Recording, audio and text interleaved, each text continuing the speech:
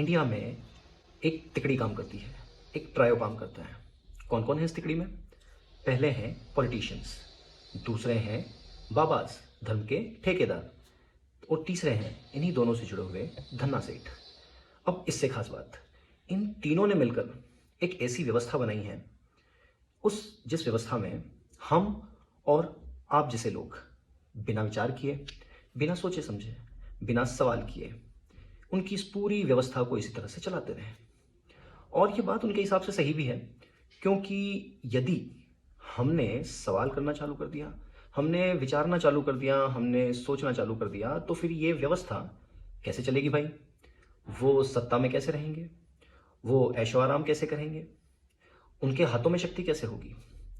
अब ये व्यवस्था इस तरह से चलती रहे, इसीलिए वो समय समय पर हमें छोटा छोटा डोज खुशियों का देते रहते हैं। अब ये तो हुई उनकी बात, अब आते हैं हमारी बात पर। हमें क्यों सवाल पूछना है भाई? हमें क्या ही पड़ी है व्यवस्था की? हमारे काम तो वैसे भी हो जाने हैं। किसी बाबा के चरणों में गिर जाएंगे, उनका चरणामृत पी लेंगे, और ज़्यादा ही कुछ ज़रूरी हुआ तो बिलपत्र पर शहद लगाकर चिपका देंगे, और किसी नेताजी के साथ फोटो खिंचवाकर स्टेटस पर डाल देंगे। तो काम तो चल ही रहा है। और जीवन में करना भी क्या है? एक नौकरी पाने के लिए अधेड़ उम्र तक मेहनत करनी है।